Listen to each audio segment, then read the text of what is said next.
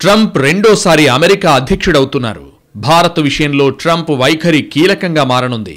వలసలు, వాణిజ్యం విషయంలో ట్రంప్ వైఖరిని భారత్ నిశితంగా గమనించనుంది. ఇంతకు మోడీ ఫ్రెండ్ అని చెప్పుకున్న ట్రంప్తో భారత్కు కలిసొస్తుందా? భారత్ టెకీలపై ఉదారంగా ఉంటారా? వలస విధానంలో భారత్ విషయంపై ఎలా ఉంటారు? మిగతా ప్రపంచంతో ట్రంప్ వైఖరి ఎలా ఉంటుంది? ఇదే అంశంపై ఇవాల్టి చైర్మన్స్ డెస్క్ చూద్దాం.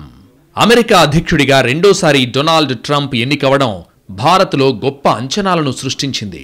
ట్రంప్తో ఏదో మేలు జరుగుతుందనే ఉద్దేశంతోనే ప్రవాస భారతీయులు భారత సంతతి వ్యక్తి కమలా హారిస్ను కాదని మరీ ట్రంప్కు ఓట్లేశారు. ప్రధాని మోడీ తన స్నేహితుడని ట్రంప్ చెబుతారు. ట్రంప్ తన స్నేహితుడని ప్రధాని మోడీ కూడా చెబుతారు.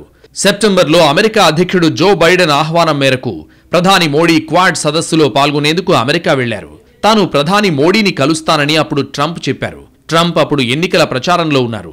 అయితే ట్రంప్తో సమావేశం కాకుండానే ప్రధాని మోడీ భారత్కు తిరిగొచ్చేశారు. ఎన్నికల ప్రచారంలో ట్రంప్ అనేకసార్లు ప్రధాని మోడీ గురించి మాట్లాడారు. మోడీ నాయకత్వాన్ని పలుమార్లు పొగిడారు. నవంబర్ 6న ఎన్నికల్లో ట్రంప్ విజయం ఖరారైన తర్వాత ప్రధాని మోడీ శుభాకాంక్షలు చెప్తూ ట్రంప్ని తన స్నేహితుడిగా పేర్కొన్నారు. 2013 సెప్టెంబర్లో హ్యూస్టన్లో జరిగిన ఈవెంట్ మోడీ ట్రంప్ మధ్య స్నేహం ఎంత బలంగా ఉందో తెలియజేసింది. ఆ ఈవెంట్లో మోడీ ట్రంప్ దాదాపు 50,000 మంది భారత సంతతి అమెరికన్లను ఉద్దేశించి ప్రసంగించారు. ఆ కార్యక్రమంలో ప్రధాని మోడీ మరోసారి ట్రంప్ ప్రభుత్వం ఆప్కీ బార్ ట్రంప్ సర్కార్ అనే నినాదం ఇచ్చారు. ఈ కార్యక్రమం తర్వాత 2020లో అహ్మదాబాద్లో నమస్తే ట్రంప్ అనే కార్యక్రమం నిర్వహించారు. మోడీ సొంత రాష్ట్రం గుజరాత్లో జరిగిన కార్యక్రమానికి ట్రంప్ హాజరయ్యారు. మోడీ అద్భుతమైన వ్యక్తి అని, తన స్నేహితుడని ట్రంప్ అనేక సందర్భాల్లో చెప్పారు.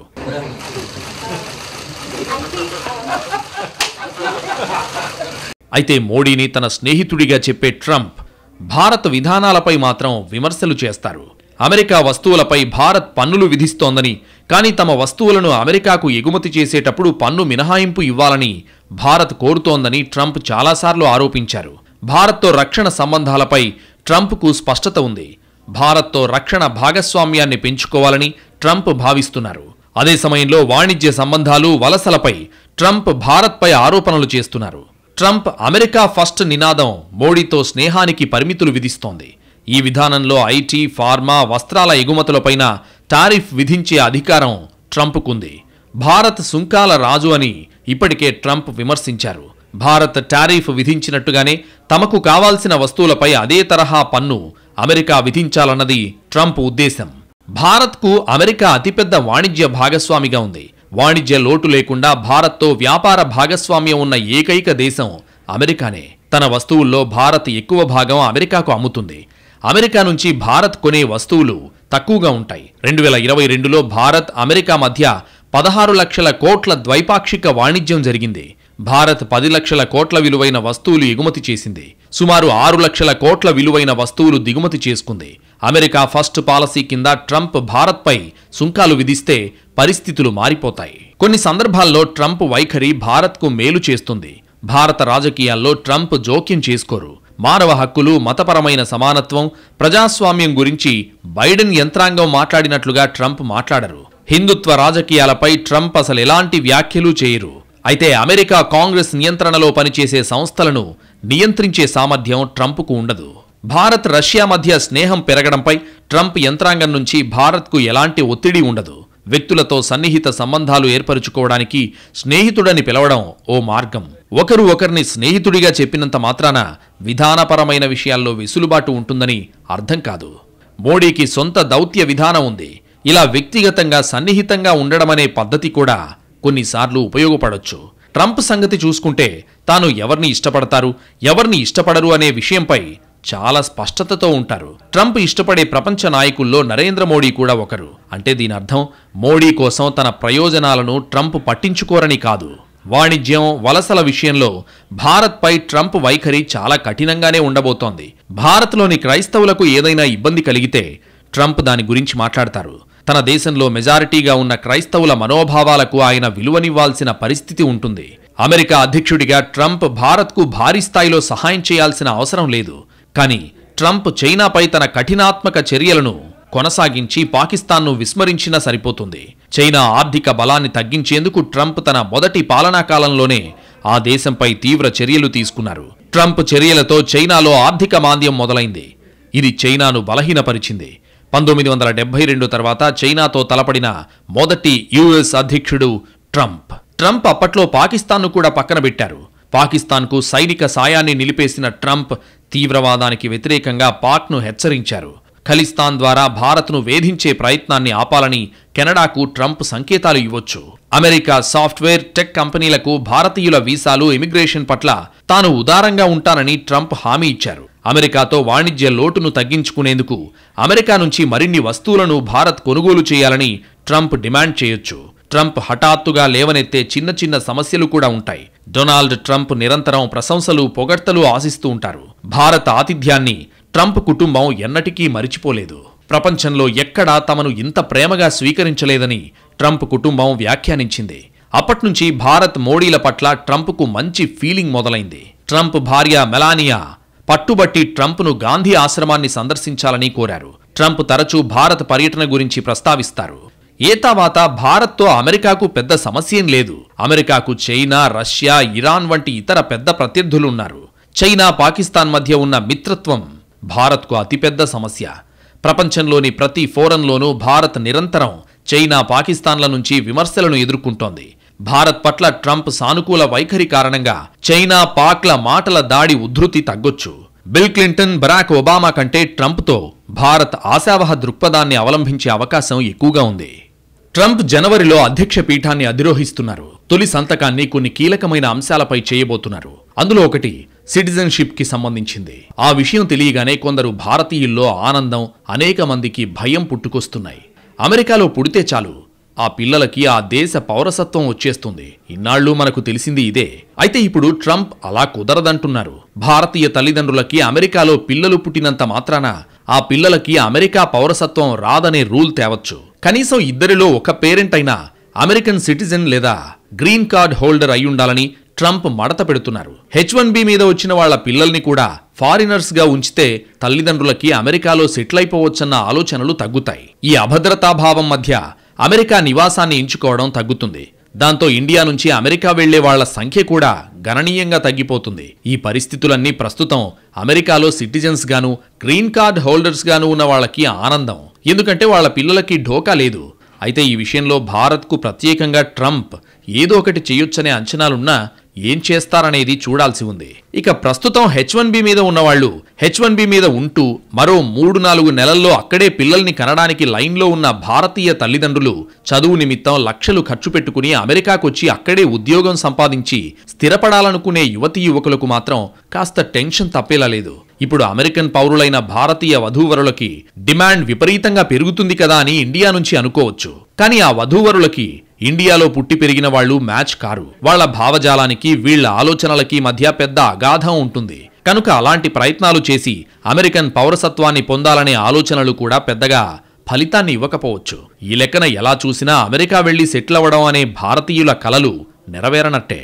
గతంలో వలసలపై కఠిన వైఖరి అవలంబించిన మెక్సికోపై గట్టిగా ఉన్న భారత్ విషయంలో కాస్త మెతక వైఖరి అవలంబించారు. ఈసారి కూడా అలాంటి విధానమే ఉంటుందనే చర్చ జరుగుతోంది. అమెరికాలో చదువు అవగానే సకాలంలో ఉద్యోగం రాకపోతే ఇండియాకు చేయడం తప్ప ఇకపై మరో దారే ఉండదనే వాదన వినిపిస్తోంది. అక్కడే ఇల్లీగల్ గా ఉండిపోయి బతికేయాలనుకుంటే ఆ పాత రోజులు కావివి. ట్రంప్ ప్రభుత్వం వెతికి పట్టుకుని మరీ ఇంటికి పంపే పని పెట్టుకుంటోంది. ట్రంప్ తీసుకున్న చట్టబద్ధమైన వలస విధానం, నినాదం కూడా భారతీయులకే ప్రయోజనకరమనే అభిప్రాయాలు లేకపోలేదు. అమెరికాలోకి అక్రమంగా వచ్చిన వారిని మూకుమ్మడిగా తిప్పి పంపడం, డిపోర్టేషన్ పై ఇచ్చిన ఎన్నికల హామీకి కట్టుబడి ఉన్నారని అమెరికా అధ్యక్షుడిగా ఎన్నికైన డొనాల్డ్ ట్రంప్ స్పష్టం చేశారు. కానీ ఎన్నికల హామీని నిలబెట్టుకోవడం ట్రంప్కు అంత తేలిక కాదనే వాదన కూడా ఉంది. ప్రస్తుతం అమెరికాలో 1,10,00,000 మంది అక్రమ వలసదారులు ఉంటున్నారని డిపార్ట్మెంట్ ఆఫ్ హోమ్లాండ్ ప్యూ రీసెర్చ్ లెక్కలు చెబుతున్నాయి. 2005 నుంచి ఈ సంఖ్య దాదాపు స్థిరంగా ఉంటూ వస్తోంది.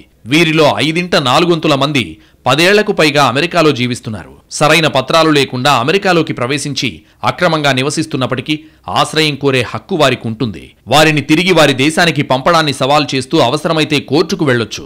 వలసదారుల్ని భారీ సంఖ్యలో వెనక్కి పంపించడం మొదలు పెడితే ఇమిగ్రేషన్ కోర్టు వ్యవస్థను మరింత విస్తరించాల్సి రావచ్చు. దీనివల్ల చాలా కేసులు పేరుకుపోతాయి. అమెరికాలోని అనేక పెద్ద నగరాలు, పట్టణాలు స్థానిక పోలీసులు ఇమిగ్రేషన్ అండ్ కస్టమ్స్ ఎన్ఫోర్స్మెంట్ కు సహకరించడాన్ని నిరోధిస్తూ చట్టాలు చేశాయి. అమెరికాలోని స్థానిక, రాష్ట్ర, కేంద్ర చట్టాలు ఈ వ్యవహారాన్ని మరింత సంక్లిష్టంగా మార్చే అవకాశం కనిపిస్తోంది. అక్రమ వలసదారుల్ని మూకుమ్మడిగా వెనక్కి పంపించాలంటే స్థానిక అధికారులు, ఇమిగ్రేషన్ అండ్ కస్టమ్స్ ఎన్ఫోర్స్మెంట్ మధ్య సమన్వయం పెద్ద సమస్య. అక్రమ వలసదారుల్ని మూకుమ్మడిగా వెనక్కి పంపించాలన్న ట్రంప్ ప్రణాళికకు సహకరించేందుకు అధికారులు సిద్ధంగా లేరు. వారు సహకరించకపోతే ఈ హామీ నెరవేర్చడం చాలా కష్టం. మూకుమ్మడిగా బయటకు పంపే కార్యక్రమంగా మొదలైతే ఇమిగ్రేషన్, మానవ హక్కుల కార్యకర్తలు తక్షణం స్పందిస్తారు. దీనివల్ల పెద్ద సంఖ్యలో న్యాయపరమైన సవాళ్లు ఎదురుకావచ్చు. అమెరికాలో అరెస్టు చేసి వారి దేశాలకు తిప్పి పంపిన వారి సంఖ్య దశాబ్ద కాలంలో దాదాపు 1,00,000. అంతకుముందు ఒబామా కాలంలో ఇది పతాక స్థాయిలో ఉండేది. అప్పట్లో 2,30,000 మందిని వెనక్కి పంపారు. ఈ సంఖ్యను ఒక ఏడాదిలో 10 లక్షలకు పెంచాలంటే విస్తృతమైన మానవ వనరులు కావాలి. ప్రస్తుతం ఆ స్థాయిలో వనరులు లేవు. ప్రచారంలో భాగంగా ట్రంప్ చెప్పిన లక్షల మంది అక్రమ వలసదారుల్లో 1,000 మందిని గుర్తించి తిప్పి పంపడం, కస్టమ్స్ అండ్ ఇమిగ్రేషన్ ఎన్ఫోర్స్మెంట్ విభాగంలో 20,000 మంది ఏజెంట్లు, ఇతర అధికారుల వల్ల అవుతుందా అని నిపుణులు సందేహం వ్యక్తం చేస్తున్నారు. అక్రమ వలసదారులను గుర్తించిన తర్వాత వాళ్లను ఇమిగ్రేషన్ కోర్టులో ప్రవేశపెట్టడానికి ముందు వారికి నివాస సౌకర్యం కల్పించాలి లేదా నిర్బంధ కేంద్రాలకు తరలించాలి. వారు దేశంలోకి అక్రమంగా ప్రవేశించారని నిరూపించి వెనక్కి పంపడానికి న్యాయ ప్రక్రియ పూర్తి కావడానికి ఏళ్లు పడుతుంది. ఈ ప్రక్రియ అంతా పూర్తయిన తర్వాతే అదుపులోకి తీసుకున్న అక్రమ వలసదారుల్ని అమెరికా నుంచి పంపించొచ్చు. అలాగే అక్రమ వలసదారుల్ని తిప్పి పంపేటప్పుడు వారు ఏ దేశానికి చెందిన వారైతే ఆ దేశపు ప్రభుత్వాల నుంచి వారిని స్వీకరించేందుకు దౌత్యపరమైన సహకారం కూడా అవసరం. ఇలా ప్రతి నిబంధనను అనుసరించి లక్షల మందిని తిప్పి పంపించేందుకు కస్టమ్స్ అండ్ ఇమిగ్రేషన్ ఎన్ఫోర్స్మెంట్ దగ్గర తగినంత సామర్థ్యం లేదు. డిపోర్టేషన్ల కోసం అవసరమైతే జాతీయ భద్రతా బలగాలు లేదా అమెరికన్ సైనిక బలగాల సాయం తీసుకుంటారని ట్రంప్ చెప్పారు. అయితే గతాన్ని చూస్తే అమెరికా, మెక్సికో సరిహద్దుల్లో అక్రమ వలసల్ని నిరోధించడంలో అమెరికన్ సైన్యం పాత్ర చాలా పరిమితంగా ఉంది. గతంలో 4 ఏళ్ల ట్రంప్ పరిపాలనలో దేశం లోపల సరిహద్దుల నుంచి దాదాపు 15 లక్షల మంది అక్రమ వలసదారుల్ని వారి దేశాలకు పంపించారు. బైడెన్ పాలనా కాలంలో 2024 ఫిబ్రవరి వరకు 11 లక్షల మందిని పంపించారని గణాంకాలు చెబుతున్నాయి. ఈ ప్రక్రియ ఇంకా కొనసాగుతోంది.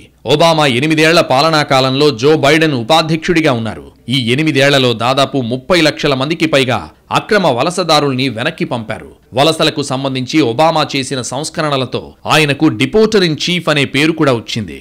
ట్రంప్ గెలుపు అమెరికా మిత్ర దేశాల్లో భయాందోళనలకు, శత్రు రాజ్యాల్లో హర్షాతిరేకాలకు కారణమవుతోంది. అన్ని విషయాల్లోనూ అమెరికా ఫస్ట్ అన్నదే మూల సిద్ధాంతంగా సాగుతానని తేల్చి చెప్పిన ట్రంప్ అదే ప్రాతిపదికన విదేశాంగ విధానాన్ని పునర్నిర్మిస్తారా అనేది ఆసక్తి రేపుతున్న అంశం. రష్యా, యుక్రెయిన్ మధ్య యుద్ధాన్ని ఒక్కరోజులో ముగించగలనని ఎన్నికల ప్రచారంలో ట్రంప్ పదే పదే చెప్పారు. అదెలా అని మీడియా పదే పదే ప్రశ్నిస్తే ఒక ఒప్పందాన్ని పరిశీలించాల్సి ఉందంటూ సరిపెట్టారు. యుక్రెయిన్కు ఆయుధాల సరఫరాను కొనసాగించాలని, రష్యాతో ఆ దేశం శాంతి చర్చలు జరిపేలా చూస్తూనే షరతులు విధించాలని ట్రంప్ మాజీ జాతీయ భద్రతాధిపతులు ఇటీవల సూచించారు. నాటోలో యుక్రెయిన్ ప్రవేశాన్ని వీలైనంత ఆలస్యం చేయడం ద్వారా రష్యాను తృప్తిపరచాలని చెప్పుకొచ్చారు. కానీ ట్రంప్ మాత్రం యుద్ధానికి ముగింపు పలకడం, అమెరికా వనరుల వృధాను అరికట్టడమే తన ప్రాధాన్యమని స్పష్టంగా చెబుతున్నారు. ఆ లెక్కన 2 ఏళ్లకు పైగా యుక్రెయిన్కు బైడెన్ సర్కార్ అందిస్తూ వచ్చిన భారీ ఆర్థిక, ఆయుధ సాయాలకు భారీగా కోతపడొచ్చని భావిస్తున్నారు. అంతేగాక యుద్ధాన్ని వీలైనంత త్వరగా ముగించేలా రష్యా, యుక్రెయిన్ రెండింటిపైన ట్రంప్ ఒత్తిడి పెంచడం ఖాయంగా కనిపిస్తోంది. స్వదేశంలో ఇమేజ్ కోసం కనీసం తక్షణ కాల్పుల విరమణకైనా ఒప్పించేందుకు ఆయన శాయశక్తులా ప్రయత్నించొచ్చు. అందుకోసం అవసరమైతే యుక్రెయిన్కు ఎప్పటికీ నాటో సభ్యత్వం ఇవ్వొద్దన్న రష్యా డిమాండ్కు ట్రంప్ అంగీకరించినా ఆశ్చర్యం లేదంటున్నారు. ఇది నాటోలోని యూరప్ సభ్య దేశాలకు రుచించని పరిణామమే. కానీ నాటో కూటమి పట్ల ట్రంప్ తీవ్ర వ్యతిరేకత దృష్ట్యా వాటి అభ్యంతరాలను ఆయన పెద్దగా పట్టించుకోకపోవచ్చు. ఇది అంతిమంగా నాటో భవితవ్యంపైనే తీవ్ర ప్రభావం చూపొచ్చు. నాటో కూటమి రక్షణ వ్యయం తీరుతెన్నుల్లో భారీ మార్పులకు కూడా ట్రంప్ శ్రీకారం చుట్టొచ్చని ఆయన సన్నిహితులు చెబుతున్నారు. గాజా యుద్ధం, ఇరాన్తో ఇజ్రాయెల్ ఘర్షణ, దానిపై హమాస్తో పాటు హెజ్బొల్లా దాడులతో అగ్నిగుండంగా మారిన పశ్చిమాసియాలో కూడా శాంతి స్థాపిస్తానని ట్రంప్ వాగ్దానం చేశారు. తాను అధికారంలో ఉంటే ఇజ్రాయెల్పై హమాస్ దాడి జరిగేదే కాదని చెప్పుకున్నారు. ఇరాన్పై మరిన్ని ఆంక్షలు, ఆ దేశంతో అణు ఒప్పందం రద్దు వంటి చర్యలకు ఆయన దిగొచ్చంటున్నారు. ఇజ్రాయెల్ ప్రధాని బెంజమిన్ నెతన్యాహూతో ట్రంప్ సాన్నిహిత్యం అందరికీ తెలిసిందే. కానీ ఇరాన్పై ప్రతీకారం, హమాస్, హెజ్బొల్లా తదితర ఉగ్ర సంస్థల నిర్మూలన విషయంలో నెతన్యాహూ మొండిగా ఉన్నారు. దీన్ని వ్యతిరేకించినందుకు రక్షణ మంత్రినే ఇంటికి పంపించారు. కనుక ట్రంప్ ప్రయత్నాలకు నెతన్యాహు ఏ మేరకు సహకరిస్తారన్నది సందేహమే. నిజానికి ట్రంప్ విధానాలే పశ్చిమాసియాలో అస్థిరతకు దారితీశాయన్నది ఆయన విమర్శకుల వాదన. వాటి వల్ల పాలస్తీనియన్లకు తీవ్ర అన్యాయం జరిగిందని వారంటారు. ఇజ్రాయెల్తో పాటు పలు అరబ్, ముస్లిం దేశాల మధ్య దౌత్య సంబంధాలను మెరుగుపరిచేందుకు ట్రంప్ చేసిన ప్రయత్నాలు పాలస్తీనాను పూర్తిగా ఏకాకిని చేశాయి. ఇన్ని సంక్లిష్టతల నడుమ గాజా కల్లోలానికి ట్రంప్ చెప్పినట్టుగా తెరదించగలరా అన్నది వేచి చూడాలి. అయితే ఇప్పటికే ట్రంప్ ఆ దిశగా ప్రయత్నాలు మొదలుపెట్టారు. పాలస్తీనా అథారిటీ అధ్యక్షుడితో మాట్లాడారు. అమెరికా విదేశాంగ విధానంలో చైనా పట్ల వైఖరి అత్యంత వ్యూహాత్మకమైనది. ఇది ప్రపంచ భద్రత, వాణిజ్యంపైనే ప్రభావం చూపుతుంది. ట్రంప్ అధికారంలో ఉండగా చైనాను వ్యూహాత్మక పోటీదారుగా పేర్కొన్నారు. పలు చైనా దిగుమతులపై సుంకాలు విధించారు. దాంతో చైనా కూడా అమెరికా దిగుమతులపై సుంకాలు విధించింది. ఈ వివాదాన్ని తగ్గించే ప్రయత్నాలు జరుగుతుండగానే కోవిడ్ వచ్చిపడింది. దాన్ని చైనీస్ వైరస్గా ట్రంప్ ముద్రవేయడంతో ద్వైపాక్షిక సంబంధాలు దిగజారాయి. అనంతరం బైడెన్ సర్కార్ కూడా చైనాపై ట్రంప్ సుంకాలను కొనసాగించింది. అమెరికాలో నిరుద్యోగం తదితరాలకు చైనా దిగుమతులను కూడా కారణంగా ట్రంప్ ప్రచారం పొడవునా ఆక్షేపించని తరుణంలో వాటిపై సుంకాలను మరింత పెంచొచ్చు. అలాగే చైనా కట్టడే లక్ష్యంగా సైనికంగా, వ్యూహాత్మకంగా అమెరికా అనుసరిస్తున్న ఆసియా విధానంలోనూ మార్పు చేర్పులకు ట్రంప్ తెరదీసే అవకాశం ఉంది. చైనా కట్టడికి దాని పొరుగు దేశాలతో బలమైన భద్రతా భాగస్వామ్యాన్ని కొనసాగించాలన్న బైడెన్ ప్రభుత్వ విధానానికి ఆయన తెరదించినా ఆశ్చర్యం లేదు. అదే జరిగితే భారత్కు ఇబ్బందికర పరిణామమే. తైవాన్పై చైనా దాష్టికాన్ని అడ్డుకునేందుకు సైనిక బలాన్ని ఉపయోగించాల్సిన అవసరం లేదని కూడా ట్రంప్ పదే పదే చెప్పారు. కనుక తైవాన్కు అమెరికా సైనిక సాయాన్ని కూడా నిలిపేయొచ్చు. అయితే గతంలో ట్రంప్ భారత్ విషయంలో కాస్త ఉదారంగానే వ్యవహరించారు. ఈసారి కూడా అదే వైఖరి ఉంటుందనే చర్చ జరుగుతోంది. పైగా ఈసారి ట్రంప్ గెలుపులో ప్రవాస భారతీయుల పాత్ర ఎంత కీలకమో ఆయనకు తెలుసు. కాబట్టి పైకి ఏం చెప్పినా ఆచరణలో భారత్కు నష్టం చేసేలా చర్యలు ఉండకపోవచ్చనే వాదన ఉంది. డొనాల్డ్ ట్రంప్ గత పదవీ కాలంలో H-1B ఉద్యోగులకు జీతాలు, వీసా ఫీజులు పెరిగాయి. ఈ వ్యవధిలో ప్రస్తుతం 85,000కి పరిమితం చేసిన H-1B వర్క్ వీసాల వార్షిక కేటాయింపును ట్రంప్ ప్రస్తుతం పునఃపరిశీలించొచ్చని నిపుణులు చెబుతున్నారు. ఐటీ కంపెనీలు వడ్డీ రేట్లు, ద్రవ్యోల్బణం మొదలైన వాటి చుట్టూ సులభమైన ఫైనాన్స్ విధానాలను ఆశిస్తున్నాయి. ఇది ఐటీ బడ్జెట్లను సడలించడంలో సహాయపడొచ్చు. బలమైన డాలర్ భారతీయ అవుట్సోర్సింగ్ పరిశ్రమకు ప్రయోజనం చేకూరుస్తుంది. మెజారిటీ ఐటీ సేవల కంపెనీలు యుఎస్ను కీలక వ్యాపార మార్కెట్గా భావిస్తున్నాయి. తద్వారా ఐటీ రంగం వారి నిర్వహణ ఖర్చులు భారతీయ రూపాయల్లో ఉన్నప్పటికీ వారి ఆదాయంలో అధిక భాగం యుఎస్ కరెన్సీలో వస్తుంది. ప్రభుత్వం, సెనేట్, కాంగ్రెస్లను రిపబ్లికన్లు నియంత్రిస్తున్నందున విధాన రూపకల్పనలో స్థిరత్వం ఉండే అవకాశం ఉంది. కార్పొరేట్ పన్ను రేటును 21% నుంచి 15%కి తగ్గించాలని ట్రంప్ ప్రతిపాదించారు. ఈ నిర్ణయం అమలైతే బడ్జెట్ ఒత్తిళ్లను తగ్గించడానికి, యుఎస్ కంపెనీల టెక్ ఖర్చులను విస్తరించడానికి, తద్వారా యుఎస్లో నమోదు చేసుకున్న భారతీయ స్టార్టప్లకు, టెక్నాలజీ కంపెనీలకు ప్రయోజనం చేకూర్చే అవకాశం ఉంది. చైనాపై డొనాల్డ్ ట్రంప్ కఠినమైన వైఖరి అంటే భారత్కు యుఎస్ నిధుల ప్రవాహం పెరుగుతుందని నిపుణులు అంచనా వేస్తున్నారు. ముఖ్యంగా భారతదేశంలో ఏఐతో పాటు సెమీకండక్టర్ల వంటి అధునాతన సాంకేతికతలపైన యుఎస్ పెట్టుబడులు పెరిగే అవకాశం ఉంది. మొత్తం మీద ట్రంప్ బాహాటంగా భారత్కు మేలు చేయకపోవచ్చని, కానీ ఆయన విధానాలు, నిర్ణయాలు చాప కింద నీరులా మనకు మేలు చేయొచ్చనే ఆశాభావం వ్యక్తమవుతోంది. అన్నింటికీ మించి ఇప్పుడు భారత్ను పక్కనబెట్టే స్థితిలో అమెరికా లేదు. ప్రస్తుతానికి మనకి అమెరికా అవసరం కంటే అమెరికాకే మన అవసరం ఎక్కువగా ఉంది. అలాంటప్పుడు ట్రంప్ ఏం చెప్పినా భారత్కు మరీ వ్యతిరేకంగా పోయే పరిస్థితులు ఉండవని, అంతో ఇంతో అనుకూలంగానే ఉండాల్సిన అవసరం కనిపిస్తోందని విశ్లేషకులు చెబుతున్నారు. అమెరికాకి ఎప్పుడైనా స్వీయ అవసరాలే ముఖ్యం. ఈ లెక్కన చూసుకున్నా మనతో అనుకూలంగా ఉండడం ట్రంప్కు అవసరం.